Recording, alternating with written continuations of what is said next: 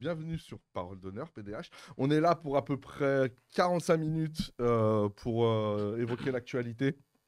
Je pense que voilà, l'actualité, on va parler essentiellement de ce qui se passe en Palestine avec nos chroniqueurs. Et donc là, on est à peu près une dizaine de jours après l'attaque du Hamas sur Israël et la riposte sanglante qui est encore en cours sur la bande de Gaza. Donc on va évoquer tout ça ensemble. Et pour en parler, on a le plaisir d'accueillir tout d'abord Paul Elec. Paul Elec, donc, qui est, Qui est Paul Elec. voilà, qui est lui-même. Parle-nous de toi un petit peu. Qui est chroniqueur sur le média, notamment. Et puis voilà, je me permets d'intervenir un peu sur la cause palestinienne parce que déjà j'ai vécu 2 ans sur place entre 2016 et 2018 et que à la base ma formation universitaire c'était sur la région et que en plus de ça, je l'assume, j'ai toujours été un fervent militant de la cause palestinienne et pour moi c'est important d'essayer de parler et bien sûr j'essaye de pas parler au nom d'eux mais plus là je suis en contact régulier avec mes potes parce que moi j'étais en Cisjordanie voilà, je pense que ça donne des informations et on pourra peut-être dire 2 mots sur la Cisjordanie parce que c'est effacé par l'horreur de Gaza, mais il y a aussi des choses qui se passent en Cisjordanie qui sont assez graves. Pas de souci, on va en parler. On est aussi avec notre sociétaire à vie, Youssef Boussouma. Bonsoir Youssef. Nous l'espérons à vie. Et oui, bonjour. Bonjour chers amis dans ces jours de douleur. Bonjour. Ouais. À ma droite, il y a également Wissam. Wissam qui est donc... qui était récemment d'ailleurs sur le média. Ouais. Avec notamment Paul Elec. Ouais, il y avait Paul Elec. Et il a fait aussi une autre intervention contre Mathieu Salma, c'est ça Mathieu Slama, oui, on a fait un débat le jour d'avant. D'accord. Ouais, donc allez voir les 2 dernières vidéos qu'il y a sur le média qui sont très très bien. Et le débat aussi, c'était cool. Oui, c'était un peu vif. Mais oui, je pense que ça a permis de poser les termes. Mais tu l'as regardé ? Je l'ai un peu regardé. D'accord, il l'a totalement regardé. Ouais. D'accord, bon bah. Et donc, comment dire, je voulais aussi qu'on apporte immédiatement, en commençant cette perme, notre soutien à toutes les organisations, parce que suite, donc, notamment à la manifestation, enfin aux différentes manifestations qui ont eu lieu durant la semaine en soutien au peuple palestinien, il y a eu déjà des interdictions. Les manifestations ont été interdites, mais elles ont quand même eu lieu. Donc déjà, donc il y a des gens qui se sont quand même rassemblés. On va enlever toute responsabilité à ceux qui organisaient, tu sais, la manif. Ouais. Mais il y a des gens qui se sont rassemblés malgré tout. On salue le courage des personnes qui se sont réunies dans les rues de France. Et donc il y a eu des interpellations, il y a eu des verbalisations nombreuses et également de la part du gouvernement et du ministère de l'Intérieur, il y a un certain nombre d'organisations qui ont été pointées du doigt et qui sont sous le coup d'avis de dissolution. Notamment, je pense, alors vous compléterez avec moi, mais je pense au Parti des Indigènes de la République. Ouais, il y a Palestine Action Vaincra. Palestine. Action Palestine, Palestine Vaincra, non aussi Le collectif, Palestine Vaincra qui avait déjà été touché. Merci Kali pour le raid de 180 personnes. Oui, ça avait été invalidé par le Conseil d'État. D'accord. Et il me semble qu'il a dit aussi, il y a 10 autres en gros, il y en a 11, je crois, associations. Il y aurait 11 associations. Dont on n'a pas le nom. Il monte le dossier, je pense. Il y a Samidoun aussi. Samidoun qui était présent. Qui travaille avec les prisonniers palestiniens. À ce micro la semaine dernière, lundi dernier. En tout cas, voilà, de manière Pour inconditionnelle, l'instant, pas nous. On apporte notre. Pour l'instant, pas nous. De manière inconditionnelle, on apporte notre soutien à ces associations, à ces organisations. Et puis, bien sûr, il faudra qu'on soit tous solidaires de des choses qui pourraient arriver ultérieurement. Je peux me permettre d'ajouter un mot par rapport à donc le pire parti des indigènes de la République est évidemment dans le collimateur pour avoir dit soutien à la résistance. Un soutien à la résistance, rien d'autre. Et donc, ça veut donc dire que même soutien à la résistance, et même pas donc soutien à Hamas, soutien à la résistance, eh bien, pourrait être délictueux. Alors, au plan juridique, ça pose vraiment un problème parce que on tombe dans un délire total. Mais je sais plus. Moi, je pense que ça partait d'une déclaration d'un député ou d'un ministre qui avait fait une liste d'organisations à défendre. Et dedans, il avait mis le PIR, il avait mis Palestine vaincra, il avait mis le NPA et aussi la France insoumise et des trucs comme ça. Et moi, j'ai l'impression que c'est aussi pour eux, par exemple pour Darmanin, le bon moyen de montrer qu'il agit. Mais il sait très bien que le NPA et la France insoumise, il ne pourrait pas les dissoudre, mais de montrer quand même qu'il agit en allant dissoudre des associations que j'ai l'impression que tout le monde va pas vraiment bouger contre ça. Et deuxième point que je voulais souligner, c'est que c'est pas parce qu'il y a un projet de dissoudre que le combat est terminé. On le rappelle avec les soulèvements de la Terre. Les soulèvements de la Terre, il y a eu un combat pour dissoudre les soulèvements de la Terre.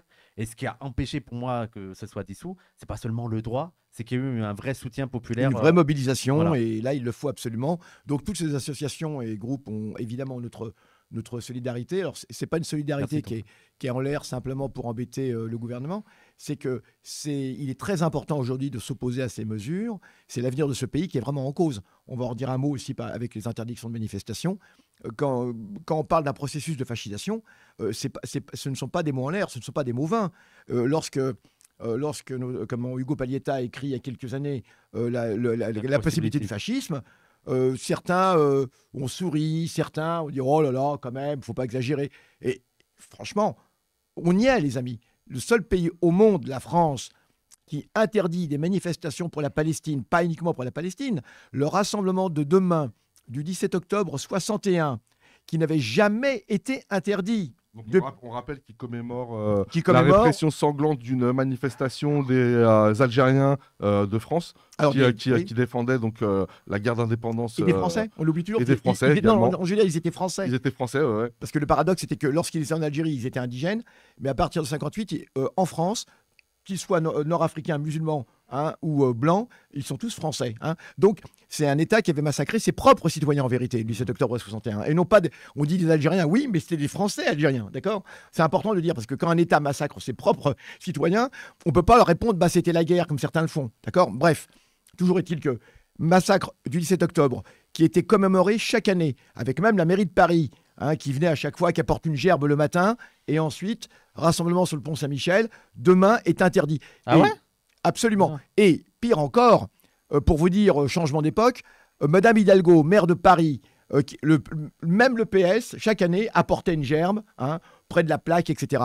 Demain, elle ne le fera pas, parce qu'il y a une campagne de presse actuellement qui dit FLN algérien égale Hamas égale terroriste. Et ils ont tellement peur qu'on leur renvoie cela en disant « Ah, vous soutenez le FLN, mais qui fait exactement comme le Hamas aujourd'hui ». Non, mais c'est absolument hallucinant, cette histoire. Qu'elle ne le fera pas. Donc, elle enverra un sous-fifre. Et dans le même temps, il y a Macron qui a tweeté, là, il y a quelques jours, une photo par rapport aux 40 ans de la marche. Absolument indécent. Absolument. Macron qui essaye de récupérer l'anniversaire de la marche, on le sait que c'est les 40 ans de la marche pour l'égalité de 83, et Macron qui a le culot, non mais c'est absolument hallucinant. Vous savez, ça me fait toujours penser à... Non mais ça me fait toujours penser, parce que c'est pas la première fois. C'est le en même temps. Oui, c'est le en même temps, voilà. Mais exactement, c'est le en même temps, mais ça me fait toujours penser, vous savez, on l'a déjà dit souvent, mais dans les films policiers, dans les films de mafia, c'est toujours le plus gros mafieux quand voit la plus grosse gerbe de fleurs à celui qui vient de faire exécuter. Mais c'est vraiment cela, avec le sourire carnassier Macron. Bonjour les amis, commémoration des 40 ans de la marche pour l'égalité. Ah mais c'est extraordinaire. On se croirait dans les Simpsons. Mais je pense que c'était un combat important. Et puis ils l'ont ajouté, c'était un combat important. Ouais, cela dit, c'est malin de sa part, parce que généralement, en fait, quand un événement dérange, le récupérer, c'est-à-dire lui donner des lettres de noblesse, alors qu'on est profondément contre ce qu'il a représenté, ça permet de l'effacer. Tout ce que Macron touche, il le démonétise. Les mots n'ont plus de sens, on est dans des difficultés. Et je dirais même sur les manifestations, non seulement elles ont été interdites en France, mais le ministre de l'Intérieur, il a dit les manifestations pro-Hamas ont été interdites. C'est-à-dire qu'il y a une association directe entre la spontanéité du soutien des populations pour le peuple palestinien, qui a un sort extrêmement terrible dont on va discuter là en ce moment même, alors que chaque minute on sait que c'est des morts supplémentaires, et on veut briser ça, parce que à mon avis, quand on soutient une injustice fondamentale, et l'injustice du sort palestinien, ça fait plus de 75 ans que ça dure, quand on soutient une injustice, on est en incapacité d'accepter un débat, même d'analyse, hein, parce que si on le fait, on va se retrouver dans une position où prendre l'ascendant moral est impossible. Donc, on associe tout de suite association, mais association via terrorisme, association vers arabes, musulmans, islamistes. Et vous savez, le cortège là de mots, vous en parlez bien plus que moi sur ces associations et sur le cadre politique français. Et je trouve ça extrêmement grave que dire même pas une réaction médiatique.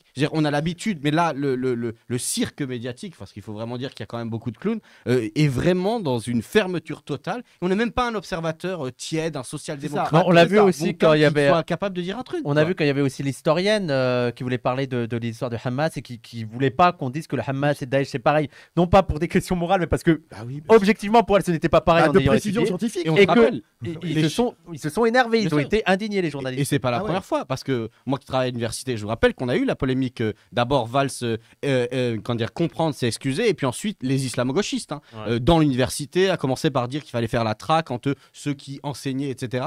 C'est invraisemblable. Et je vous assure que la question universitaire demanderait beaucoup d'autres trucs. Moi, j'ai fait ça encore cours de cet après-midi dans une salle où il y a une fenêtre ouverte et il va faire froid. C'était ça la question. Enfin bon, bref. Alors, si je me trompe pas, c'est notamment... Ça va être une des thématiques de la discussion qu'on va avoir à partir de 20h. Donc à partir de 20h, on sera avec Simon Hassoun, Sarah Grira, Statis Kouvelakis, Julien Terry et Johan pour l'émission spéciale Palestine, propagande de guerre et mise au pas de l'opinion. Donc soyez là. Alors précisons sur ces interdictions que la France est le seul pays au monde, donc ça a été dit, mais y compris en Israël. En Allemagne aussi ou c'est... en Allemagne aussi. Mais en Allemagne, ça a toujours été un peu le cas, je veux dire. Bon, en Allemagne, il y a toujours eu un statut spécial pour des raisons que l'on sait, mais même en Israël, on peut manifester. Et la France est le seul pays du monde où on ne peut pas. C'est absolument hallucinant. Même en Israël, on peut manifester, mais M. Darmanin a décidé que non. Et on va en redire un mot après Paul, mais concernant justement la répression qui a eu lieu sur les deux manifestations. Vas-y Paul, et ensuite... C'est pas pour te contredire, mais je pense pas que ce soit le seul pays où on n'a pas le droit de manifester. Bon, lequel? Là, je parle d'Allemagne, mais je sais pas s'il y en a d'autres. Non, je parle... dans l'espace démocratique. Dans l'espace démocratique. Occidental, quoi. Et même dans le reste du monde... on a beau chercher, moi j'en ai pas en tête, parce que dans tous les pays arabes, il y a des manifestations monstres qui ont lieu. C'est pas dans les pays d'Afrique qu'on empêche, au contraire, il y en a eu des tas. Donc en Amérique latine, certainement pas. Même en Argentine, qui a eu des positions pro-israéliennes affirmées, on peut manifester, ça je le sais. Donc franchement, je ne vois même pas où on ne peut pas manifester. Mais en tout cas, ce qui est sûr, c'est qu'il y a vraiment une spécificité française sur cette dimension à vouloir absolument étouffer toute voie de soutien politique à la cause palestinienne. Mais même à vouloir régler ses comptes. Parce que, en fait, c'est ça le truc. Moi, ce qui m'a fait rire, je le disais là, dans un live qu'on a fait avec une revue qui s'appelle Revue Position, il y a un paradoxe dans le traitement, y compris le bonjour. Dans la position, la France Insoumise, qui a été l'organisation de gauche en France la plus discrète sur la question palestinienne, avec une position extrêmement classique sur les deux États. On va pas faire le débat. C'est elle qui se retrouve les premiers au banc des accusés. Comme s'ils étaient la position et la frange la plus radicale de la classe politique française. C'est risible pour n'importe qui regarde un peu les faits.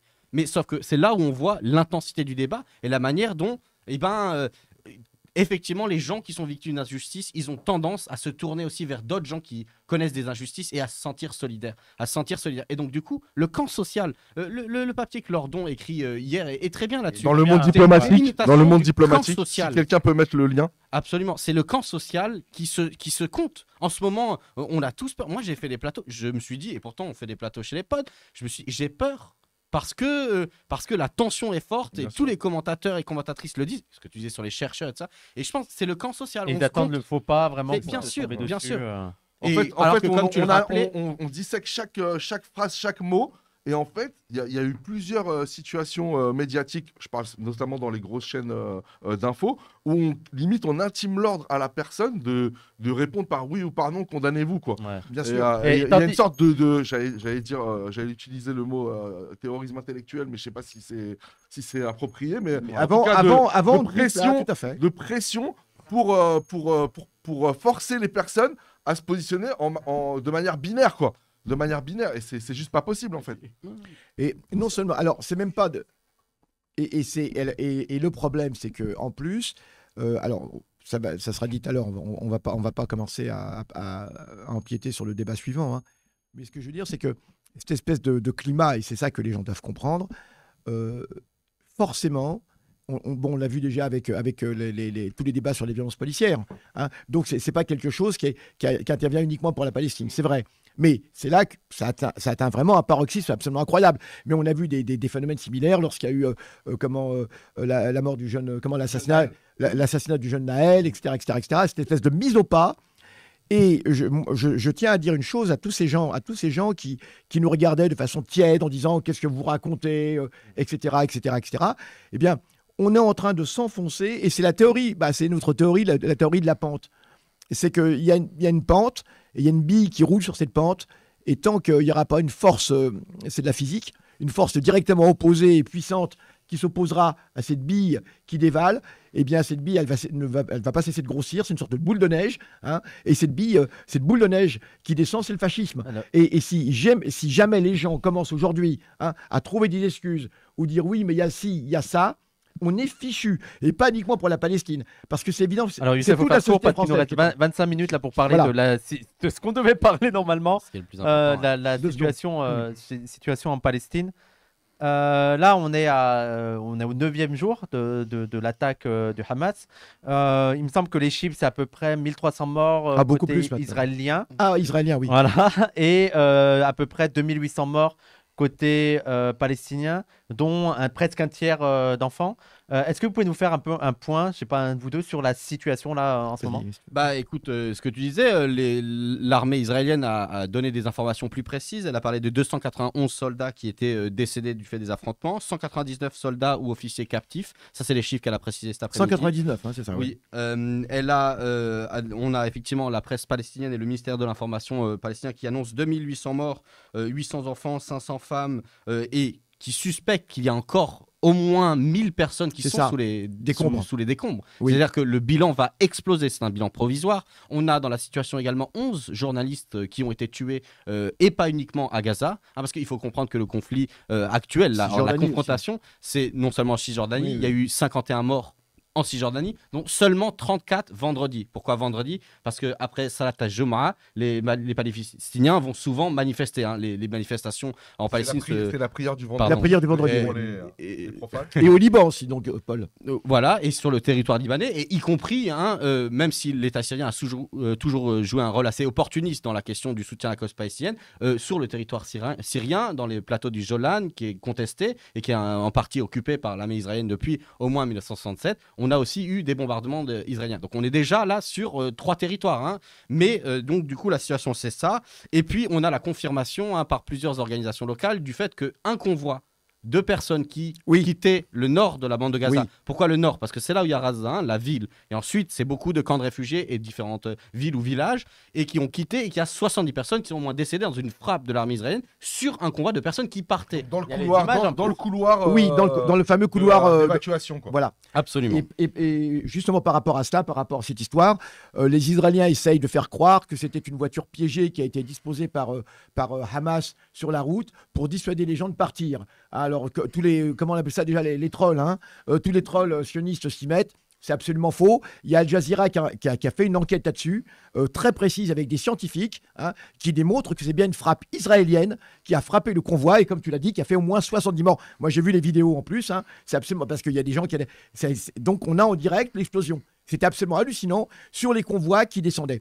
Et concernant ces convois, c'est important de le dire, donc près d'1 million de personnes qu'on se déplace, beaucoup tentent de remonter, de repartir d'où ils venaient, parce qu'il n'y a absolument aucune infrastructure pour les accueillir dans le sud, dans le sud de la bande de Gaza. Alors vous savez, la bande de Gaza, c'est 40 km de long seulement. Donc... Justement, je voulais parler de ça aussi, parce qu'on entend souvent, l'argument qui revient souvent, c'est de dire, mais vous voyez comment Israël est moral, il donne du temps aux Gazaouis pour partir. Déjà, moi, il y a la question numéro 1, c'est mais quelle est la légitimité de dire aux gens de partir de chez eux? Je veux dire, on ne pose même plus cette question. C'est-à-dire que les Gazaouis doivent partir, doivent quitter leur maison, doivent quitter leur famille, doivent tout partir. Et voilà. Et la deuxième, donc déjà la légitimité de ça, je veux dire, on a accepté ça comme un fait, c'est établi, ils doivent partir. Et la deuxième, c'est les gens disent, oui, mais vous voulez qu'ils partent où? Et apparemment, oui, ils sont bloqués. Alors, je tiens à préciser par rapport à ça que c'est un crime de guerre. Et je crois même que c'est aussi un crime contre l'humanité de forcer une population à quitter son lieu de résidence. J'ai regardé un petit peu les règlements du droit international. il est ce qu'il est le droit international, mais c'est bien quand même de s'appuyer dessus, même si on sait qu'il n'est jamais respecté. Enfin, c'est bien de le dire. Et c'est absolument incroyable. Ce que des gens présentent comme étant une mesure humanitaire est un crime de guerre. On n'a absolument pas le droit de forcer une population, sauf quand effectivement il y a des combats, etc. Mais pas quand on décide de les bombarder. Hein. On n'a pas le droit de leur dire vous partez ou sinon vous allez subir cela, hein, cette espèce de chantage. Et la France, et je tiens à le dire solennellement, Macron, la France se rendent coupables de complicité, de crimes de guerre et même de crimes contre l'humanité pour d'autres crimes qu'Israël réalise actuellement. Quand M. Macron, dans son discours, dit comment Israël a le droit de se défendre en respectant les populations, il précise, populations civiles. Il sait pertinemment que ce n'est pas le cas, qu'elles ne sont pas respectées, ces populations civiles, que l'ONU, que Guterres, etc., le disent, elles ne sont pas respectées, mais néanmoins, ils persistent. Et on va le dire, la France collabore actuellement avec Israël. Et le ministre l'a dit encore aujourd'hui. Colonna ? Non, pas Colonna, le ministre... je ne sais plus comment s'appelle-t-il. Ils se ressemblent de toute façon, j'arrive même pas à les distinguer les uns des autres. La voix de son maître. Eh bien, il dit, la France échange des renseignements avec Israël en ce moment. C'est-à-dire que les services de renseignement français et israéliens sont, comme on dit en arabe, sawa, main dans la main. Hein, donc on comprend toute la répression aussi qu'il y a aussi ici. Hein. C'est absolument hallucinant. C'est-à-dire que la France est complice de crimes de guerre actuellement, faut le savoir. Paul-Élec. Absolument, le déplacement forcé de population fait partie des critères de ce qu'on appelle le nettoyage ethnique. Le nettoyage ethnique, les gens pensent souvent que ça veut dire l'extermination d'une partie d'une population, pas nécessairement, déjà, rien que le déplacement forcé. Bon, pour rajouter malheureusement à cette horreur, il faut dire, le ministre des Affaires étrangères égyptien a annoncé cet après-midi que effectivement Israël avait refusé l'entrée de l'aide humanitaire proposée par l'Égypte à la frontière du Sinaï. On a également une suspicion d'avoir, il faut la confirmer là, une autre frappe sur le poste de frontière de Rafah au sud, donc la porte d'entrée par l'armée. Par l'armée israélienne. Il faut aller regarder et vérifier, en tout cas c'est ce qu'il disait dans la presse locale. Il y a une autre chose, c'est la question de l'eau. Je rappelle que l'eau, c'est extrêmement vital. Au bout de 48 heures sans eau, vous êtes dans une... de le préciser. Non, mais parce que si on ne boit pas, on meurt. Non, mais je veux dire, c'est pas comme la nourriture. La nourriture, vous pouvez vivre 10 jours sans nourriture, vous allez vraiment souffrir. Mais l'eau, au bout de 48 heures, ça commence à être vraiment très dangereux. Et là, vous avez les organisations sur place qui disent qu'il n'y a toujours pas d'eau, il y en a très très peu. Parce qu'encore une fois, 2 millions de personnes dans 25 km², maintenant, puisque vous avez demandé à ce que la moitié nord soit évacuée, c'est très dangereux que les gens commencent à boire de l'eau insalubre, que pour des blessés se remettent sans avoir accès à vraiment une bonne eau potable. C'est terrible. Et la situation à ce point de vue-là est absolument... Il y a aussi, moi j'ai vu aussi, il demandait à des hôpitaux de quitter les hôpitaux et les médecins et tout disaient mais en fait on peut pas, on n'a pas le temps. Ça, en gros, on leur disait de les abandonner. Voilà, de les condamner à mort. Voilà. Parce que tu as des gens qui attendaient des opérations sur le cœur ou des choses comme ça, et le fait de les évacuer de l'hôpital, ça revient à les tuer en fait. Non seulement ça, mais les gens porteurs de pathologies graves et surtout les dialysés, sans électricité, hors de l'hôpital, ils meurent. Bien sûr. Et puis même dans toutes sortes de droits internationaux, dans la 4e convention de Genève, vous avez des éléments extrêmement précis sur les devoirs d'une puissance occupante. Et y compris notamment sur les populations qui sont en danger, etc. Vraiment, mais encore une fois... On a remarqué depuis pas mal d'années qu'Israël n'était pas trop à cheval sur le respect du règlement, si on peut dire ça comme ça. 104 résolutions de l'ONU qui ont été bafouées par Israël depuis 1947. 100. C'est le pays qui en a...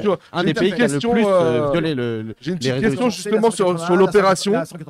Youssef, j'ai une petite question sur l'opération. Donc là, actuellement, vous me dites si je dis une connerie, mais la bande de Gaza, elle est totalement encerclée. Oui. Elle est totalement encerclée. Non, pas du côté égyptien. Il ne peut pas partir. Toute la partie nord. Il y a deux entrées. Il y a Rafah du côté égyptien, d'accord, et puis au nord le point d'Erez. Attends, je finis. Donc Gaza est encerclée. Il y a une offensive terrestre qui est en cours. Il demande aux populations. Elle est un peu en suspens, c'est-à-dire que les troupes sont positionnées. Quand je dis elle est en cours, c'est-à-dire que en tout cas ils sont prêts à agir. Et il demande donc le déplacement de la population pour. Alors on va Non mais moi la question que je me pose en fait, c'est est-ce que leur objectif, est-ce que c'est, comme ils le disent, d'éradiquer le Hamas, ou est-ce que c'est de vider totalement la bande de Gaza? Moi, c'est la question que je me pose en fait. C'est une question qui est fondamentale. Elias Sambard y a entre autres répondu récemment. faut comprendre que les Palestiniens de la bande de Gaza, 70% sont des réfugiés, sont déjà des réfugiés. Il y a beaucoup de camps de réfugiés à Gaza, et la plupart des habitants des camps de réfugiés, bon, le camp de Shati, etc., Jabalia, Beach Camp, le long de la mer, un grand nombre viennent des villes de Palestine qui ont été vidées en 1948, notamment la capitale qui était Jaffa. Un très grand nombre de Palestiniens étaient passés par la mer pour se réfugier en 1948. Et donc, cette espèce d'angoisse de la Nakba, de l'expulsion, elle est terrible chez les Palestiniens. Elle est absolument terrible. C'est pas, les gens ne peuvent pas comprendre. Les Palestiniens ont perdu leur pays, on les a forcés à partir, 800 000, 300 000 entre autres, après en 67, des territoires de Cisjordanie et Gaza. Donc voilà. Et Israël, actuellement, on ne connaît pas ses intentions. On ne connaît pas ses intentions. Et beaucoup de gens disent, évidemment hors de question, parce qu'il y a des gens qui disent pourquoi ils ne vont pas se mettre à l'abri en Égypte, etc. D'une part, heureusement, les pays arabes ont fermé totalement cette idée, que ce soit aussi bien l'Égypte que l'Arabie Saoudite, la Jordanie, parce que tous savent très bien l'angoisse de l'exil, ce que c'est que partir d'une terre. Je voudrais préciser un petit truc, que ceux qui disent pourquoi ils ne partent pas, ils vont pas là-bas et tout, ce sont les mêmes qui reprochent aux réfugiés en France de pas être restés se battre. Faut le dire quand même. Je suis en mode. Et alors le donc, grand écart, Israël voudrait que, il y a 2 millions d'habitants à Gaza, voudrait qu'au moins plus d'1 million aillent vers le sud, pour pouvoir ensuite faire, comme il dit, le nettoyage au nord. Mais de toute façon, c'est quelque chose d'hallucinant, parce qu'on est aux portes de l'hiver, bientôt, et les conditions de vie, surtout pour les enfants, etc., vont être absolument catastrophiques. Et je le dis donc, Israël, pour l'instant, on ne connaît pas ses intentions, en vérité. On ne connaît pas ses intentions. Oui, je suis d'accord, on ne connaît pas les intentions réelles. Il y a 2-3 informations à savoir. Donc, pourquoi il y a autant de réfugiés à Gaza? Le statut de réfugié palestinien est particulier. Le statut des réfugiés palestiniens a été créé avant la création du Haut Commissariat aux réfugiés. Okay, oui. Et donc, le statut de réfugié palestinien se transmet de génération en génération. Vous êtes petit-fils de réfugié, vous êtes encore un réfugié, vous avez le statut pour, et ça va en lien avec la reconnaissance du droit au retour. Que tout le monde oublie. Que tout le monde oublie et que tout le monde a mis de côté. Deuxièmement, effectivement, on ne connaît pas les intentions, mais je pense qu'il y a vraiment en tension les deux visions qui sont en partie représentatives d'une partie de la pensée des gouvernements israéliens successifs. Vous avez d'un côté les fanatiques de l'extrême droite israélienne qui sont très très clairs. Ils parlent en animalisant les Palestiniens, et quand on écoute les plus fanatiques d'entre eux, ils sont très clairs sur leur objectif. C'est supprimer le peuple palestinien. Bon, ok. Et de l'autre côté, vous avez un héritage sans doute d'une partie de ce qu'a été la vision de la gauche israélienne, qui a gouverné quand même le pays de 47 à 77. Avant 77, la droite israélienne n'a jamais gagné les élections, et qui avait cette idée, on parlait par exemple à l'époque de la solution jordanienne, c'est-à-dire l'idée que les populations palestiniennes allaient rejoindre un pays arabe, puisque ce sont des Arabes. Donc c'est cette négation du caractère national de l'identité palestinienne, avec une identification raciste de... Ils sont arabes, ils parlent plus ou moins pareil, ils sont musulmans, alors que 7% des Palestiniens ne le sont pas. Et c'est bon, ça dégage. La Jordanie va les prendre. Après le conflit de 73, la guerre du Kippour, il y a un abandon par la Jordanie de la solution dite jordanienne. Et puis pareil, l'Égypte, Gaza est un territoire complètement ingouvernable. Même pendant l'occupation égyptienne, c'était intenable. Le seul qui a, entre guillemets, pacifié Gaza, c'est-à-dire avec des forces militaires très très terribles, c'est Ariel Sharon, et il a mis 4 ans entre 67 et 71. Et vous connaissez Ariel Sharon, quoi. Donc c'est un criminel de guerre, comme beaucoup de dirigeants israéliens, du fait de leur carrière militaire. Donc voilà, c'est ça qui est le fait qu'on sait pas, il y a cette tension entre ces deux visions du peuple palestinien, est-ce qu'on le nie comme nationalité, et donc on essaye de penser qu'il va partir. Et puis enfin, il y a une troisième question, c'est l'attachement des Palestiniens à la terre. La dernière fois qu'ils sont partis, la Nakba, ils le disent, c'est pour ne jamais revenir. Le symbole des réfugiés, c'est Muftah al-Lajiin, la clé des réfugiés. Donc voilà, c'est un cadre terrible. Et ce que dit Paul est très juste, mais j'ajouterais même que la solution jordanienne n'est pas complètement exclue, puisque avant les accords d'Oslo en 93, il y a eu la conférence de Madrid en 91, et à cette conférence de Madrid, Israël ne voulait même pas entendre parler d'une délégation palestinienne, et c'était une délégation jordano-palestinienne. Et ça veut dire que à tel point Israël, parce que je vois souvent dans les réseaux sociaux des gens qui disent la paix, pourquoi la paix, Hamas a rompu la paix, mais il n'y a jamais eu de paix. Israël n'a jamais reconnu un État palestinien. Les accords d'Oslo, c'était la reconnaissance de l'OLP comme 93. Et auparavant, il y a eu la conférence de Madrid qui a été torpillée pour imposer des accords d'Oslo qui étaient encore plus terribles pour les Palestiniens d'ailleurs. C'était une faute de la part des dirigeants palestiniens. Mais toujours est-il que Israël n'a jamais reconnu un État palestinien. Les gens, il faut le savoir. Donc quand vous dites la paix rompue, il y avait le processus de paix, il n'y a jamais eu. Rabin n'a pas été assassiné par des Palestiniens. Oui. Youssef, parce qu'on si on va dans le rappel historique, on va se perdre. Moi, ce que je dis, c'est que vu l'actualité, on va faire. Youssef, dire que la solution jordanienne n'a jamais été abandonnée. Israël n'a jamais. Et même mais les Jordaniens, on parle de la situation. Mais ce que je propose, c'est que les lundis, là, quand tu viens, on reprenne l'histoire de la Palestine. On refera ça pour les gens. D'accord. Je pense qu'il y aura un regain d'intérêt. On refera toute l'histoire. Comme ça, on se perd pas sur l'histoire. Okay. On reste vraiment sur l'actualité. Et moi, je voulais relancer sur cette question de l'évacuation de la bande de Gaza. Parce que c'est vrai que c'est quand on soutient le peuple palestinien, c'est angoissant, quoi. Là, c'est en train de se produire sous nos yeux. Il y a un déplacement vraiment, c'est plus que massif. Hein. C'est carrément tout un pays, tout un petit pays qui se déplace. Et voilà, est-ce qu'il y a une probabilité pour qu'ils parviennent à ce résultat? Ou est-ce que c'est juste quel résultat tu veux dire de vider totalement ça dépendra du rapport la bande de Gaza, quoi. Très difficile de faire des pronostics.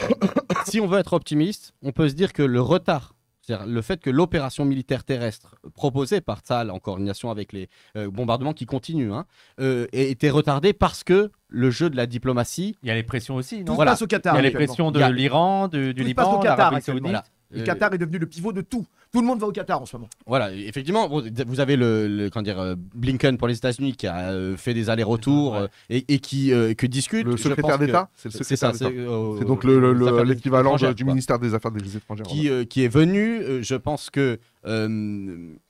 Oui, je pense qu'il y a une discussion. L'Iran, par exemple, a dit je ne pourrais pas rester, je sais plus la les bras croisés, les bras croisés dans la situation, et même le Hezbollah, qui est très clairement lié à l'Iran, mais qui n'est pas d'une part, il peut avoir des actions autonomes. Et là, on parle d'une organisation. Il y a eu des bombardements et on parle d'une organisation dont le budget militaire est estimé par les Américains à 700 millions d'euros fournis par l'Iran et avec une force armée qui est estimée par les chercheurs entre 20 000 et 30 000 personnes. 30 000. Là, on parle du Hamas. Hezbollah. C'est-à-dire 12 fois plus que le budget militaire du Hamas. Et je rappellerai que la dernière fois qu'il y a une confrontation entre les forces israéliennes et le Hezbollah, c'est en 2006, pendant l'été, juste après les élections en janvier 2006 sur place. Ça a été une confrontation de 33 jours, mais qui s'est soldée par le fait qu'il y ait un recul des forces israéliennes, un retrait après 33 jours du Sud-Liban. Donc la tension est au maximum. Je le disais tout à l'heure, il y a une confrontation sur plusieurs territoires. Il y a le Qatar qui intervient également. Mais ce qui est le plus fou, c'est que l'Iran et l'Arabie Saoudite, qui se mènent des guerres par proxy depuis au moins minimum 2014 et le début de la guerre au Yémen, où l'Arabie Saoudite est en train de massacrer le Yémen. Il y a les Chinois qui sont arrivés.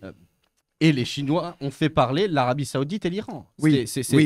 Les tentatives de normalisation de Israël avec les pays arabes sont remises en cause. Au Maroc, il y a eu des manifestations monstres où le cri c'était criminalisons le rapprochement avec l'État israélien. La normalisation, oui.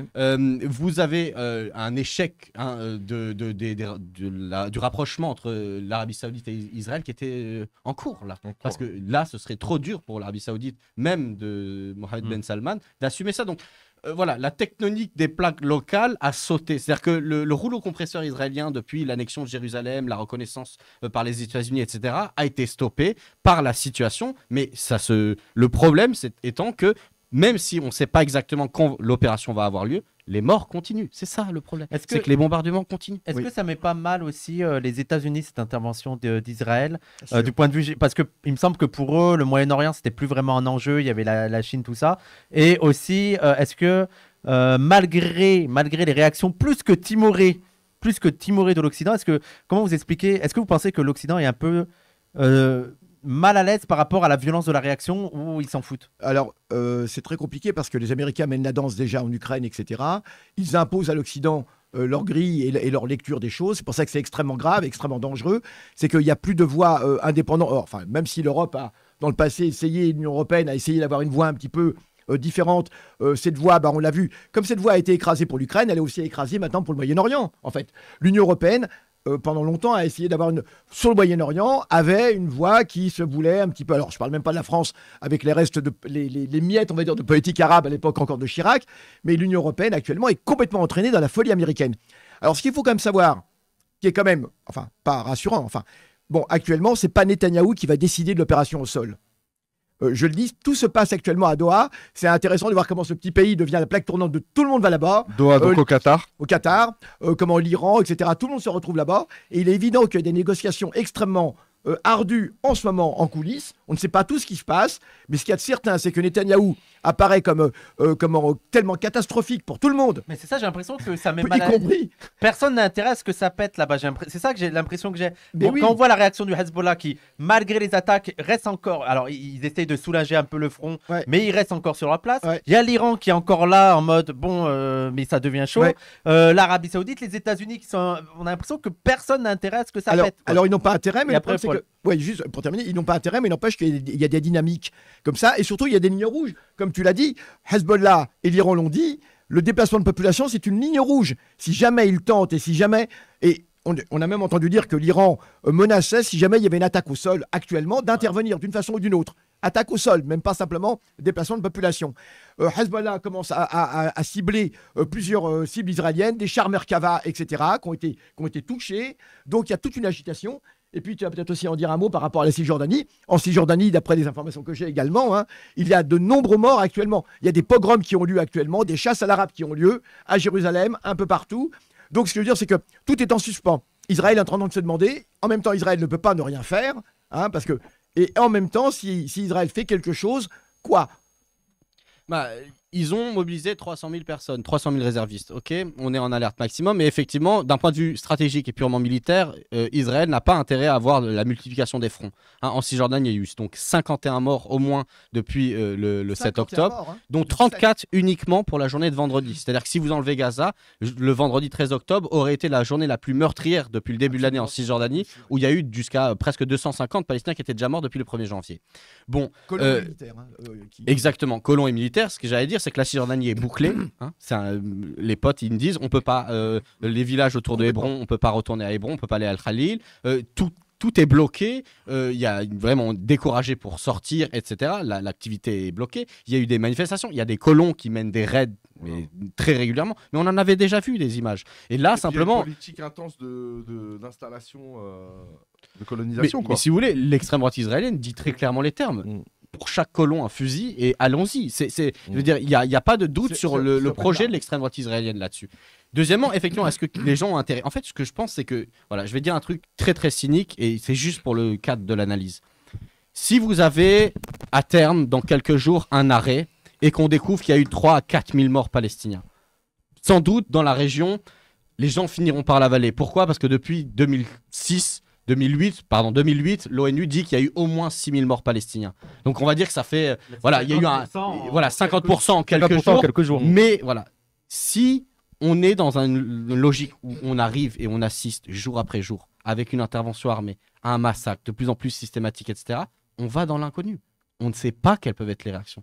Parce qu'encore une fois, on en avait discuté, toi et moi, sur le cycle de la violence, fait que la violence amène de la violence, elle ne vient pas de nulle part. Et elle peut être bien au-delà de la bande de Gaza. C'est-à-dire qu'il peut y avoir un enflammement, je ne sais pas comment, si c'est le mot, un embrasement, pardon. Et dans les luttes décoloniales, on a tendance à dire que le degré de violence, il est porté par le dominant. C'est-à-dire que quand qui met la barre là, bien sûr que l'attaque du Hamas a fait un choc psychologique pour la société israélienne parce que c'est le plus gros bilan mortifère que le pays ait connu, au moins depuis des décennies. Mais là, la question, c'est que si on assiste à quelles vont être les réactions, mais même des populations. À Bagdad, les manifestations sont folles de monde. À Amman, on a parlé tout à l'heure de la situation en Jordanie, 50% de la population jordanienne est palestinienne. Hein. Oui. Ok. Et dans les 50% qui restent, vous en avez 25%, dont un parent palestinien. Et voilà, les opinions des peuples arabes, l'Égypte essaye de faire le taf humanitaire parce qu'ils n'ont pas non plus envie de voir la population bouger. Je rappelle qu'il y a 2 touristes israéliens qui ont été abattus par un policier en Égypte pendant la semaine. Vous avez l'Iran qui a besoin de se refaire aussi une beauté. Je veux dire, ils ont réprimé dans le sang leur peuple. Pareil pour le régime syrien. Et ils ont intérêt à incarner le problème de la question palestinienne. C'est qu'il a souvent été aussi instrumentalisé par des États qui ne leur voulaient pas du bien, pas nécessairement, et dans la région. Bref. On ne sait pas. Je pense que si on va avoir un massacre encore plus gros, etc., si c'est le cas, on ne sait pas dans quoi on s'engage.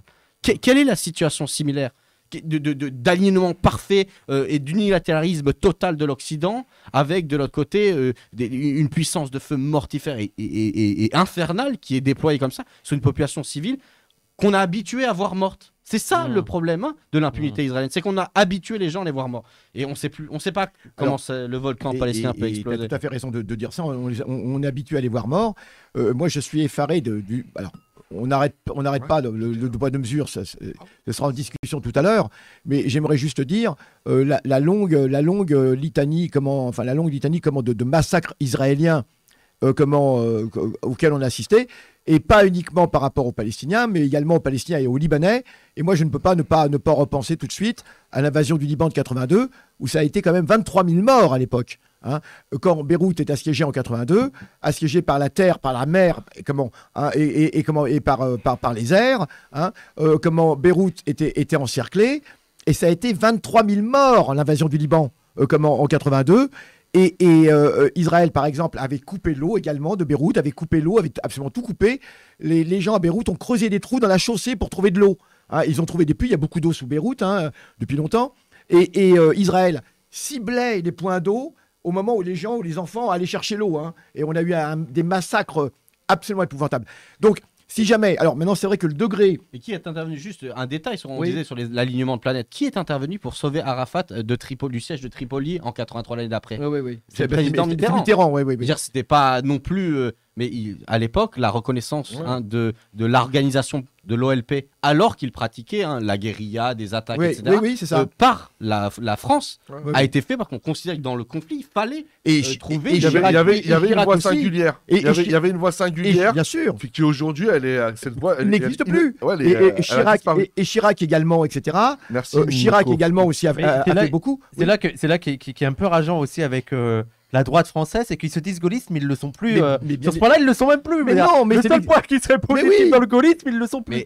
Moi, quand je disais que j'étais français en Palestine, on me parlait de Chirac. C'est-à-dire que pourtant, les gens, ça fait un moment qu'il est plus là, mais les gens, ils l'identifient, ils se rappellent de ça. La France a perdu tout son prestige depuis Nicolas Sarkozy. Et depuis Sarkozy. Et moi, je dis, la France aujourd'hui, elle va être bannie de l'Afrique, du Moyen-Orient, comme elle l'est déjà de l'Afrique. Je parle même pas au niveau des États, parce que les États, ça va, ça vient, mais au niveau des populations. Les Français doivent réaliser une chose, à quel point aujourd'hui ce pays va être détesté pour son alignement systématique sur les tueurs de l'État d'Israël. Alors aujourd'hui, on n'est qu'au début de cette affaire, malheureusement, elle va faire encore de très nombreux morts, et la question est de savoir de quel côté les gens se situent, du côté de la justice ou du côté de l'injustice. Alors, ils peuvent très bien, aujourd'hui, les gens peuvent très bien avoir des critiques à faire sur Hamas, etc. La question n'est pas là. C'est que d'abord, il y a une chose qu'il faut préciser, c'est qu'il s'agit d'une résistance qui est générale actuellement. Il y a 14 organisations, c'est important de le dire, il y a 14 organisations, dont 3 au moins sont des marxistes, d'accord, qu'on ne peut pas donc ramener ça à des islamistes. Il y a le FPLP, il y a le FDLP, il y a le Parti communiste palestinien, les comités populaires, etc., qui se battent aujourd'hui. Tous les Palestiniens sont concernés, et qu'ils soient islamistes, marxistes, etc., parce que c'est une question de survie pour un peuple en danger actuellement. C'est exactement ça la situation. Voilà, et puis de toute manière, je pense qu'on peut dire qu'on défend d'un côté le droit absolu du peuple palestinien à son autodétermination, sans cautionner tel ou tel acte, et c'est ça qui était le problème dans le débat français. Comme tu l'as très bien dit, Jabhat Sha'abiyya, le Front populaire de libération palestinienne, qui ont fait des communiqués, et même les organisations non armées. C'est ça qu'il faut comprendre. Quand on parle d'ambiance, même les organisations non armées en Cisjordanie, etc., ont d'une manière ou d'une autre pris position sur l'idée qu'il y avait un mouvement politique de résistance à opposer par la grève, par le sabotage. Mais pour quelle raison? L'université de Birzeit qui a fait une grande déclaration. Actuellement, les enseignants de Birzeit, la grande université palestinienne, qui ont fait une très grande déclaration extraordinaire de soutien. Mais pourquoi? Parce que, qu'on le veuille ou non, que le débat français accepte ou non les termes, dans la société palestinienne, c'est comme ça que les mots sont utilisés. Et dans la presse. Vous savez, dans le vocabulaire, on le voit. Il parle de résistance en permanence. Hein, c'est le mot qui est utilisé par toutes les factions, mais aussi les organisations non armées, et y compris un certain nombre de paroles officielles de l'autorité palestinienne, hein, qui n'est pas tendre avec ses adversaires politiques au sein de l'espace politique palestinien. Oui, vous avez dans tout le vocabulaire de la presse mainstream, qui, quand il y a des attaques, etc., parle de amaliyet, ça veut dire opération. Donc, moi, je ne dis pas que c'est bien ou c'est mal, je dis que c'est l'état du débat en Palestine. Et c'est un fait, et c'est tout, et c'est comme ça. Pour terminer sur cette émission, elle est venue plusieurs fois cette question, et c'est pour voir aussi de ce qu'on est capable de faire ici en France. Est-ce que vous pensez que c'est utile, parce qu'il y a des gens qui ont l'impression que c'est pas utile, mais que c'est utile qu'il y ait une pression populaire en France? Est-ce qu'il faut la continuer? Voilà. Bah alors, c'est dans le monde, oui, dans le monde. Non, mais c'est au moins utile pour deux choses. D'abord, parce que le soutien au peuple palestinien, quand on est en train de tenter d'effacer un peuple, le fait que dans tous les pays du monde, ou un certain nombre de pays du monde, il y ait des manifestations massives de soutien, on se fait signe, on se compte, on se sait, on se rappelle qu'il y a des solidarités et que cette spontanéité, parce que le peuple palestinien, c'est une injustice qui défigure le monde depuis 75 ans. C'est un point de ralliement de toutes les causes. Les Palestiniens, ils ont essayé toutes les formes de lutte. La grève, la lutte armée, tout. Ils ont tout fait. La marche. Les marches du vendredi qui ont été massacrées régulièrement. Absolument. À Gaza. Je veux dire, si Alger a été la capitale des révolutionnaires du monde entier, aujourd'hui, c'est la Palestine. Il n'y a pas de... Et la deuxième raison, c'est ce qu'on disait tout à l'heure. C'est qu'on a bien vu que la ligne de fracture politique qui nous a été imposée comme débat en France, c'est une ligne de fracture et macartiste et qui a pour but de délimiter des camps. Hein, le camp du soutien inconditionnel à Israël, mais qui est aussi le camp, mais qui est aussi le camp du gouvernement, surtout parce que les mêmes qui sont traités de islamistes pour Hamas, c'est ceux qui étaient traités d'islamo-gauchistes, c'est ceux, voilà, dans un moment où la classe dirigeante est en faiblesse politique et qu'elle se radicalise dans son action, il n'y a pas d'espace pour les propositions tièdes et mal fagotées du compromis. Ça n'existe pas. D'ailleurs, les formations du compromis, hein, la social-démocratie, elles ont disparu, elles se sont fait gommer. Et là, le truc, c'est que tout est un prétexte. Et dans ce contexte-là, bien sûr qu'il faut se mobiliser. Parce que déjà, on n'a pas besoin de leçons sur qui on a envie de soutenir dans la situation injuste que vit le peuple palestinien. Mais deuxièmement, parce qu'en plus, on l'a déjà vu, quand ils dissouent des associations, ils ont commencé par, comment il s'appelle, le collectif contre l'islamophobie, FTIF. Et quand on ne s'est pas mobilisé en masse, et puis ça a été un autre, et puis c'est un autre. Et si ce n'est toi, c'est donc ton frère, comme dit la fable de La Fontaine. Donc, bien sûr, c'est les deux raisons. Situation front extérieur, soutien à la Palestine et au peuple palestinien dans son autodétermination, et front interne, nous sommes dans un pays impérialiste et le devoir des anti-impérialistes, c'est de s'opposer et d'aménuiser la puissance de nuisance de notre propre pays. C'est la ligne historique. Camarades de gauche, réveillez-vous. Tout à fait. Non seulement, tu l'as dit, non seulement pour toutes ces raisons, mais aussi pour le peuple palestinien. Je veux dire, le peuple palestinien a absolument besoin. N'oubliez pas que pour l'instant, il y a encore des télévisions, il y a encore des moyens. Même si Israël fait tout pour couper tous les réseaux sociaux et autres, mais c'est très important. On rappelle, ils ont coupé l'eau, l'électricité, le gaz. Ouais, Internet, etc. Mais on arrive quand même. Mais il est très important pour les Palestiniens de voir que dans le reste du monde, il y a des mobilisations. Et moi, je me souviens quand on était en Palestine dans les années 2000, lors de la seconde intifada, donc on voyait ce qui se passait à Paris, on voyait des choses comme ça. Et avec les Palestiniens notamment, on était à Daïché, près de Bethléem, dans le camp. Et on regardait, les Palestiniens étaient très contents quand ils voyaient des manifestations partout, à Paris, etc. Ça renforce énormément. Et même un petit rassemblement, même des petites choses, hein, aujourd'hui, c'est extrêmement important. Il y a d'abord des choses. Il y a des choses à faire. Les amis, il y a actuellement de choses à faire. Il y a des récoltes de fonds, il y a des récoltes à faire, exactement. Il y a des associations aujourd'hui qui tentent d'apporter un soulagement, etc. Il faut absolument que les mobilisations, c'est vrai, elles sont interdites, mais on a d'autres moyens aujourd'hui de venir en aide aux Palestiniens. Il y a des réseaux aussi sur lesquels le gouvernement français n'a aucun moyen, n'a aucun pouvoir. Et c'est toutes ces choses aujourd'hui qu'il faut... Pour propager aussi un contre-discours. Oui, bien sûr. À l'unanimisme dans les médias. Et je dirais, il y va aussi de l'honneur de ce pays.